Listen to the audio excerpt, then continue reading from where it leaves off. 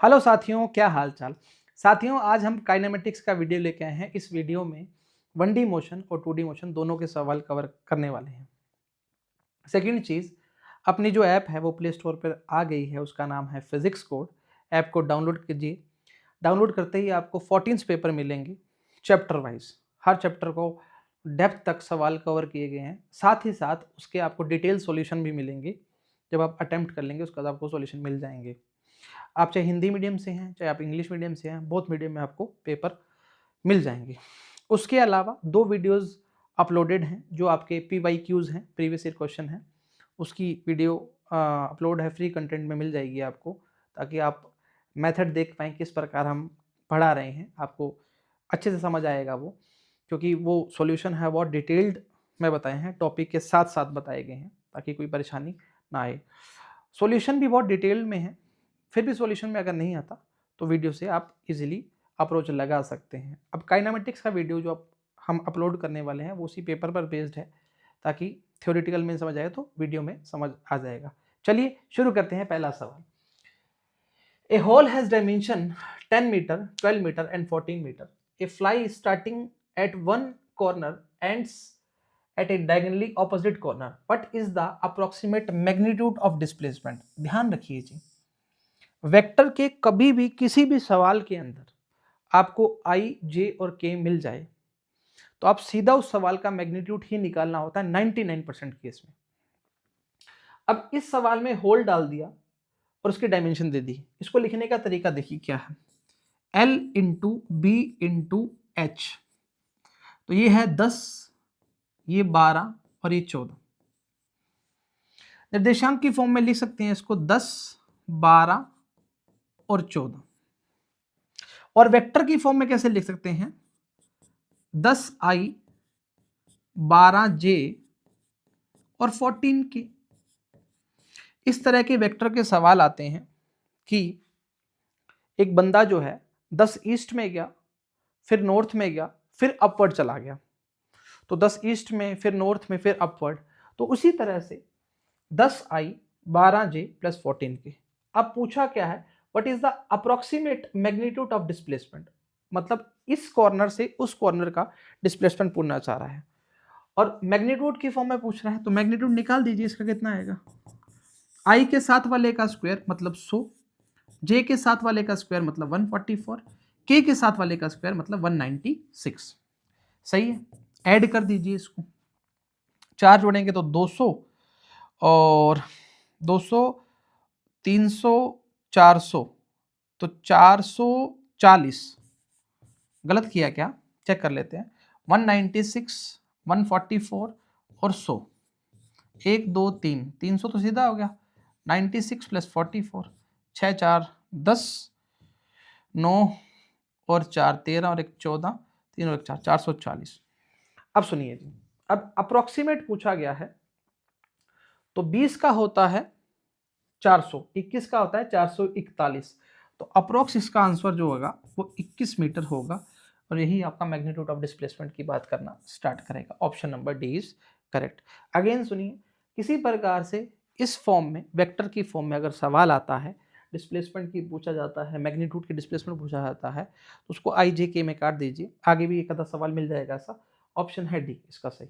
अगला सवाल देखिए, 5 equal force 10 Newton each are applied at one point and all are lying in one plane। बड़ा important line है। if the angles between any two adjacent force are equal, the resultant of these force। सवाल के अंदर क्या बोला गया है कि F1, F2, F3, F4, F5 सभी का वैल्यू कितना है, 10 न्यूटन है और एक ही पॉइंट पर लग रहे हैं और एक ही प्लेन पर है। मतलब कहने का मतलब ये है कि सवाल में ये बोलना चाह रहा है कि ये एक 2 3, थोड़ा टेढ़ा बनाइए इसको, 1 2 3 4 और 5 इस तरह से लग रहा है। 5 बल हैं, F1, F2, F3, F4 और F5। एंगल भी दोनों के बीच में क्या है, समान है। पहली बात, अगर इस तरह के 5 फोर्स नहीं 5000 फोर्स लगा दीजिए, n फोर्स लगा दीजिए, उसका रिजल्टेंट हमेशा कितना रहता है, 0 रहता है।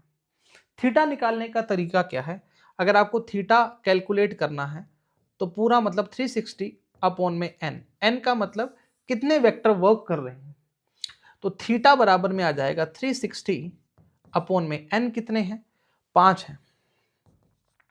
तो थीटा का वैल्यू कितना डिग्री आ जाएगा, 5 7 35 मतलब 72 डिग्री। मतलब दोनों के बीच में जो एंगल है वो कितना है, 72 डिग्री है। अगर प्लेन अलग अलग होता तो मामला बिगड़ जाता, परंतु एक ही प्लेन में लाई कर रहे हैं, तो ऐसे सवालों में हमेशा ध्यान रखिएगा रिजल्टेंट की वैल्यू हमेशा कितनी आती है, 0 आती है। थीटा निकालने का तरीका ये है, अगर n जो नंबर ऑफ वेक्टर है वो 3 होते तो एंगल कुछ 120 डिग्री आ जाता, 4 होते तो कुछ और आता। थीटा निकाला, 360 अपॉन में n की बात करना स्टार्ट करेंगे। एक इलेक्ट्रोस्टैट में इस तरह के सवाल जरूर पूछे जाते हैं, जैसे मान लीजिए ये चार्ज है, इस चार्ज पर इस तरह से फोर्स लग रहा है, ये 4 फोर्स लग रहे हैं, तो इसका वैल्यू पूछते हैं, या ऐसा बोला जाता है इन चारों फोर्सेस से जो रिजल्टेंट निकलता है, आफ्टर दैट हमने एक फोर्स को हटा दिया, तो बताइए अब रिजल्टेंट की वैल्यू क्या होगी। तो उस कंडीशन में सिनेरियो चेंज हो जाता है, परंतु अभी जो आप ध्यान रखिएगा, थीटा सेम हो, मैग्नीट्यूड सेम हो, एक ही प्लेन में लाई करते हैं, तो 5 नहीं 5000 लगा दीजिए, तब भी रिजल्टेंट की वैल्यू कितनी आती है, 0। इसको अगर और फर्दर सोल्व करना है तो एक पॉलीगन बन जाएगा ये इस प्रकार से, इस प्रकार 1 2 3 4 5। तो पॉलीगन लॉ से बनने वाले रिजल्टेंट की वैल्यू क्या आएगी, 0 आएगी। ध्यान रखिएगा, परंतु आप सीधा याद रखिए कि एक ही प्लेन, एक ही एंगल और मैग्नीट्यूड भी सेम रहे। A particle moves so that its position vector is given by r बराबर में cos omega t x cap plus sin omega t y cap, where omega is constant. Which of the following true? देखिए जी, पहला r दिया है vector, हमें दिया है cos omega t x cap sin omega t y cap, सही बात है। अब स्टेटमेंट के क्वेश्चन है, क्या बोला गया है, velocity and acceleration both are perpendicular to r. Velocity और एक्सेलरेशन, हम पहले इसको सॉल्व करते हैं, वेलोसिटी निकालते हैं, एक्सेलरेशन निकालते हैं, फिर आपको छोटा सा तरीका बता देंगे, मामला सेट बढ़ जाएगा। पोजीशन है, एक बार डिफ्रेंशिएट कर दिया, काम बढ़ जाएगा। कोस का क्या होगा, माइनस का साइन ओमेगा टी, और ओमेगा टी में ओमेगा टी का क्या हो जाएगा, ओमेगा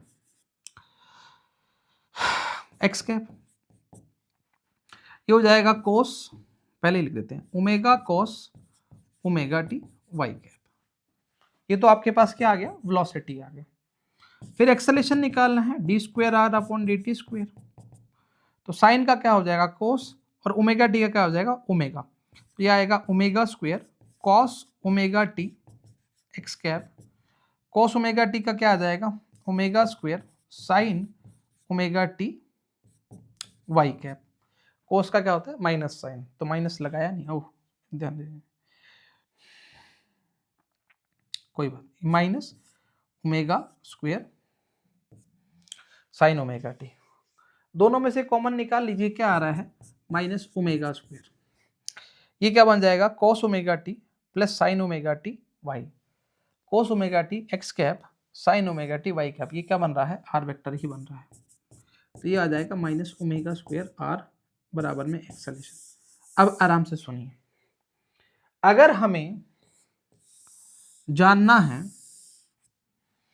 कि एक्सेलरेशन और वेलोसिटी, एक कंडीशन तो सेटिस्फाइड करेगी कि वेलोसिटी जो है वो परपेंडिकुलर होगी आर की, बताते हैं कैसे, रेडियस के लिए।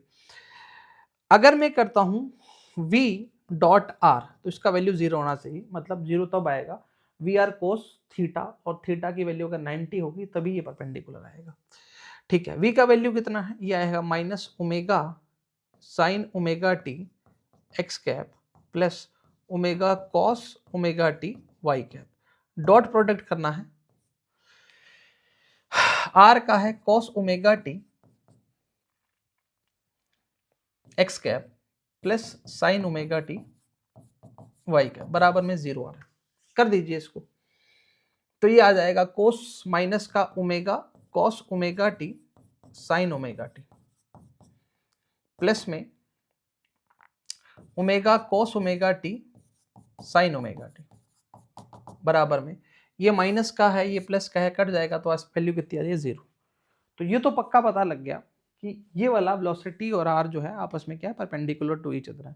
तो यहाँ से देखिए एक्सेलेरेशन की वैल्यू अलग ही आ रही है जो कि इसको सेटिस्फाइड नहीं कर रही।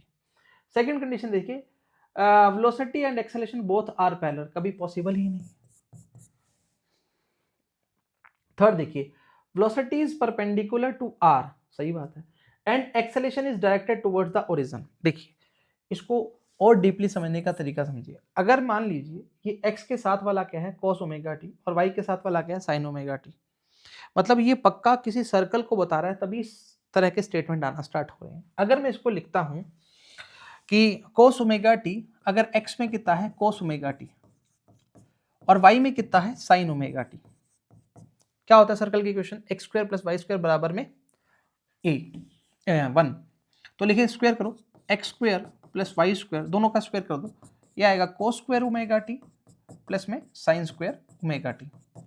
तो x square plus y square बराबर में क्या आ जाएगा 1, सर्कल की इक्वेशन है।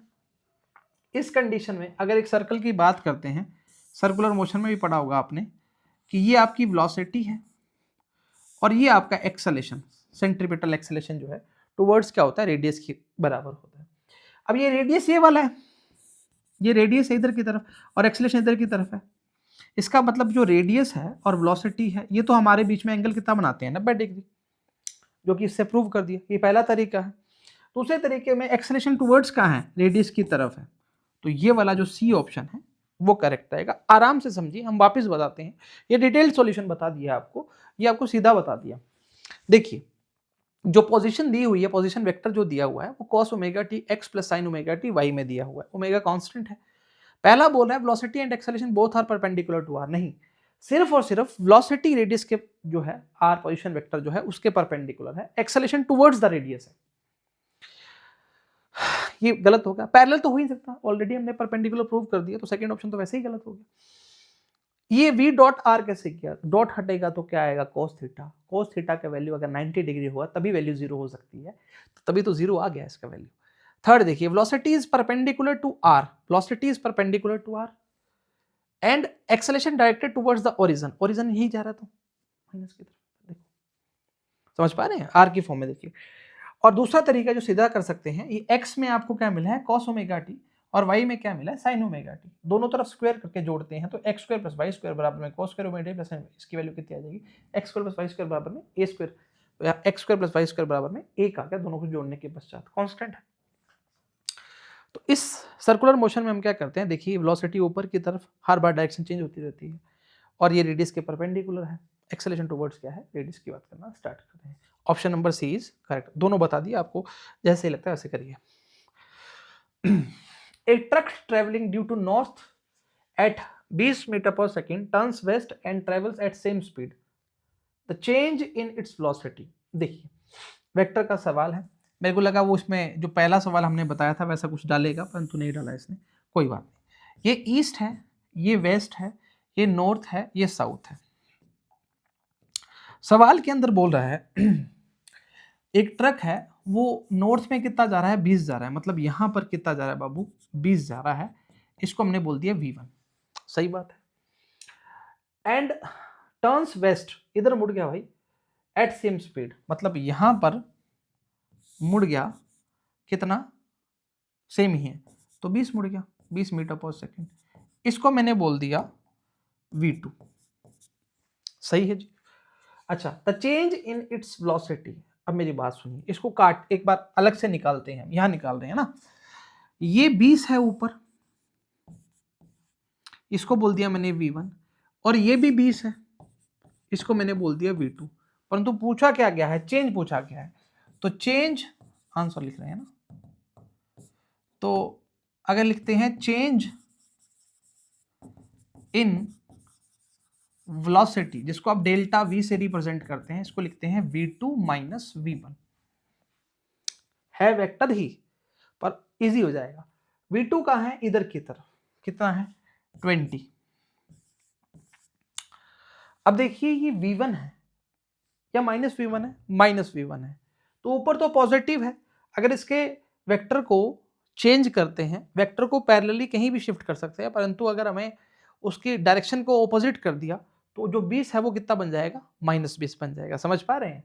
वापिस बोल रहे हैं, इस कंडीशन के अंदर 20 ऊपर की तरफ है, पॉजिटिव की तरफ है, -20 बनाना है तो इसकी डायरेक्शन को हमने किस प्रकार करना पड़ेगा। आफ्टर दैट यहां से बना रहा हूं, ये 20 है तो यहां पर ये माइनस जो बन जाएगा ये -20 बन जाएगा। समझ पा रहे हैं? तो ये 20 इधर का था और ये -20 इधर का था। अब ये तो 0 आ रहा है, 0 नहीं आ रहा। ये देखिए ये इधर की तरफ मतलब -i की बात करना स्टार्ट कर रहा है, इधर -i, और 20 नीचे कर दिया तो -j की बात करना स्टार्ट कर रहा है। इसको लिखने का तरीका, अगर आप बोलो 20i माइनस लिखा तो माइनस लगा दीजिए, क्या फर्क पड़ता है उसे लगा दीजिए -y, लीजिए। क्यों, इससे फर्क क्यों नहीं पड़ता, इसका रीजन है, इधर माइनस करोगे इधर माइनस करोगे, ओवरऑल मैग्नीट्यूड जो निकालना है तो मैग्नीट्यूड जो आएगा वो इसका इधर की तरफ आएगा। यहाँ लगा देते हैं, ये भी 20 ये भी 20, तो ये आएगा 20 का स्क्वायर प्लस 20 का स्क्वायर, एंगल कितना है 90 कोस 90 की वैल्यू 0 हो जाएगी, तो ये आ जाएगा 20√2। डायरेक्शन चेक कर लीजिए, वेस्ट साउथ के बीच में, वेस्ट साउथ के बीच में 20√2, 20√2, option number D is correct. वापस समझ लीजिए, V2 जो है उसको हमने नेगेटिव क्यों कंसीडर किया, क्योंकि वो इधर की तरफ है, मतलब ये प्लस का आई तो ये माइनस का आई। समझ पा रहे हैं? और वो ऑलरेडी माइनस क्यों हो गया, क्योंकि वो ऊपर था नॉर्थ में, हमें -V1 लिखना है तो -V1 लिखोगे तो 20j नीचे की तरफ हो जाएगा। देखिए ऊपर j था पहले। समझ पा रहे हैं?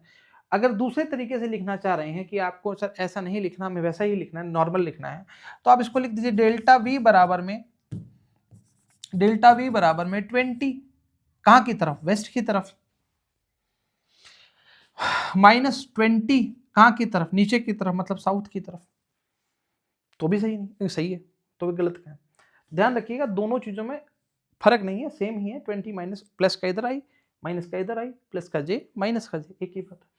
परंतु वेक्टर के अकॉर्डिंग देखा जाए तो इसको पलटा है, तो 20 की जगह कितना हो जाएगा, -b हो जाएगा। तो डायरेक्शन जो होगी, ये साउथ है ये वेस्ट है, तो साउथ वेस्ट बोलना सब पता है। ऑप्शन नंबर डी देख लीजिए, और कहीं थोड़ी है 20√3, नॉर्थ वेस्ट, नॉर्थ वेस्ट नहीं, नॉर्थ वेस्ट नहीं हो सकता। समझ पा रहे, चेंज के बारे में बात करना स्टार्ट करें।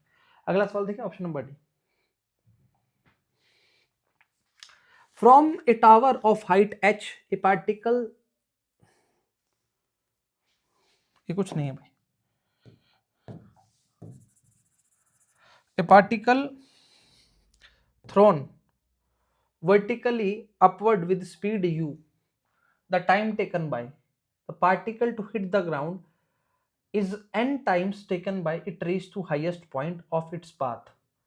The relation between h, u and n is, ध्यान दीजिए, सवाल बढ़िया सवाल है। सवाल में क्या बोला गया है पहले ये देखिए, एक मिनट इसको नीचे करिए, थोड़ा सा नीचे करिए, सवाल नहीं देखेंगे। चलिए, सवाल में बोला गया है एक टावर है जिसकी ऊंचाई कितनी है, h है, एक पार्टिकल को थ्रो किया गया है, s नहीं है भाई, ऐसे मिस्टेक है, vertically upward with speed u, the time taken by the particle, ये साथ ही था, to hit the ground is n times take it to reach the highest point to its path. हम बताते हैं सवाल क्या बोलना चाह रहा है। देखिए, ये आपके पास एक बढ़िया टावर बनाते हैं ताकि आपको समझ आइए, है ना।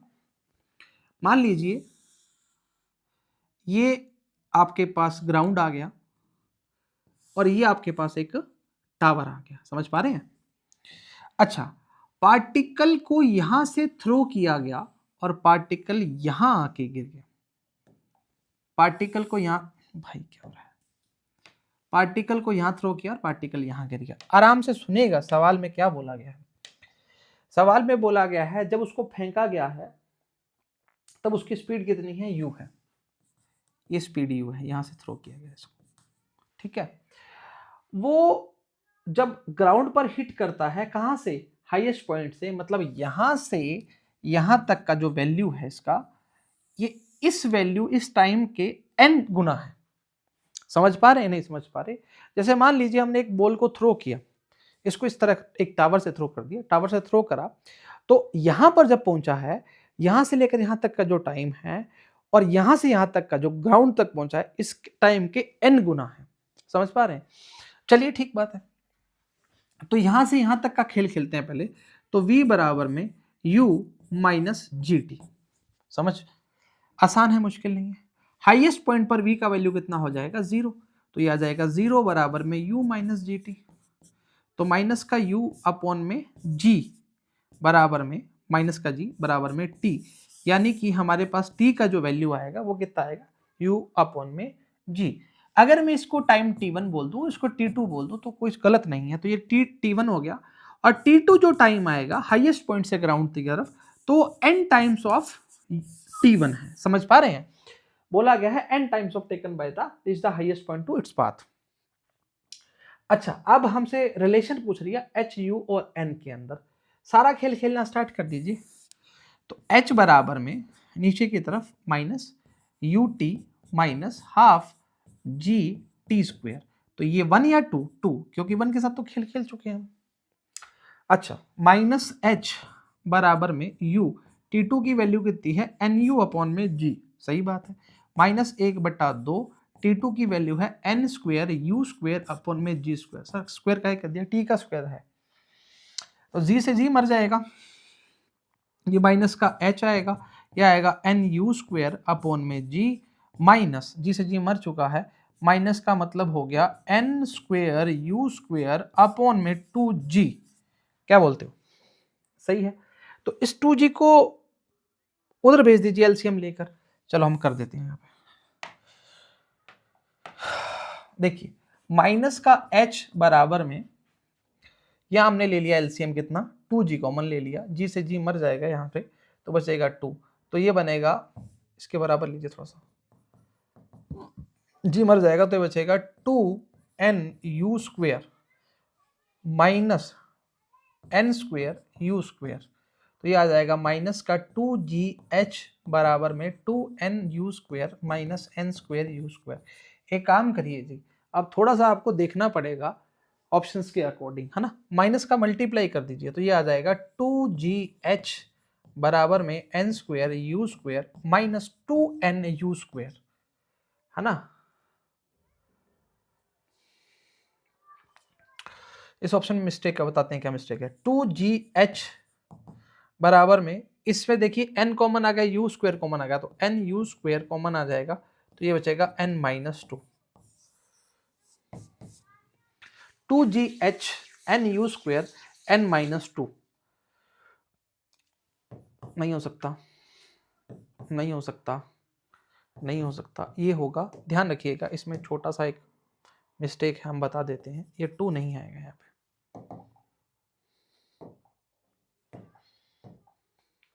इसको हटा दीजिएगा। ये हम आपके पेपर में भी होगा, उसको हटा देंगे, कोई दिक्कत नहीं। तो ऑप्शन नंबर सी हमारा क्या रहेगा? करेक्ट रहेगा। आराम से देखिए सवाल के अंदर किया क्या है। From a tower of height h a particle thrown, वहां भी थोड़ा सा मिस्टेक आया था, कोई बात नहीं। Vertically upward with speed u, then time taken by it, particle hit the ground in n time taken by to reach the highest point to its path। यहां तक टाइम t1, यहां से हाईएस्ट पॉइंट से t2, v बराबर में u minus G T, इधर आएगा highest point पे v का वैल्यू 0, u अपॉन में g टाइम, यहां से लेकर यहां तक टाइम t1 आ गया, फिर यहां से लेकर यहां तक का टाइम t2, परंतु सवाल के अंदर बोला है n गुना है, तो n गुना कर दिया। तो रिलेशन बताना था जी, तो h नीचे की तरफ minus h, u t 2 minus half G T square, इस कंडीशन के अंदर उसके बाद फर्दर सोल्व किया है, कुछ नहीं है। ये ध्यान रखिए, इसमें करेक्शन कर लीजिएगा। 2gh n u square n minus 2, option number 3 is correct. चलिए, बढ़िया सवाल था। अगला सवाल, a particle starts from rest, its acceleration varies with time, graph as shown in figure. ये भाई एस काहे लगता है बीच में हर सवाल के अंदर। The maximum speed of particle will be, देखिए अगर आपको ग्राफ एक्सेलरेशन और टाइम के बीच में दिया हुआ है और कुछ एरिया दिख रहा है, तो हमारे पास दो मेथड होते हैं, मतलब दो तरीके होते हैं। पहला तरीका होता है जिसमें हम स्लोप ज्ञात करते हैं, जिसको हम बोलते हैं डिफरेंशिएशन, और दूसरा तरीका होता है integration, area under the curve. हम बताते हैं कैसे। देखिए सवाल के अंदर अगर मैं लिखता हूं एक्सेलरेशन, पूछा क्या है, स्पीड पूछा है, तो dv अपॉन में dt करते हैं तो a dt बराबर में dv आएगा। अच्छा, वेलोसिटी का मैग्नीट्यूड क्या था, स्पीड ही तो आता है। चलिए ठीक है, अगर इसको इंटीग्रेट करते हैं, इसको इंटीग्रेट करते हैं, एक्चुअली 0 से v तक निकालना है और 0 से t तक निकालना है, तो ये जो बनेगा ये एरिया अंडर a और t के बीच में ही तो आएगा। समझ पा रहे हैं, इंटीग्रेशन ऑफ a dt का मतलब क्या होगा, area under acceleration and time. तो dv को इंटीग्रेट करेंगे तो v आ जाएगा, v माइनस 0 v आ जाएगा। इसको लिखेंगे, ट्राइंगल है तो हाफ, बेस कितना है 11, हाइट कितनी है 10, कट जाएगा 2 आ जाएगा, तो सॉरी देखो कितना बढ़िया कैलकुलेशन किया हमने। v बराबर में ये कितना आ जाएगा 55 मीटर आ जाएगा, इसका मैग्नीट्यूड लेंगे तो 55 ही आएगा। तो ऑप्शन कितना आएगा, option number b is correct. आराम से सुनिएगा, डिफरेंशिएशन जो होता है वो हमें स्लोप देता है और इंटीग्रेशन जो हमें देता है वो एरिया अंडर द कर्व देता है। तो a बराबर dv अपॉन dt किसी प्रकार के किसी भी सवाल के अंदर आपको एक्सेलरेशन की फॉर्म में मिलता है, पोजीशन की फॉर्म मिलता है, v बराबर में ds अपॉन में dt। तो v dt v और t के बीच में अगर मामला पूछा जाए तो पोजीशन की फॉर्म में। समझ पा रहे हैं। ऑप्शन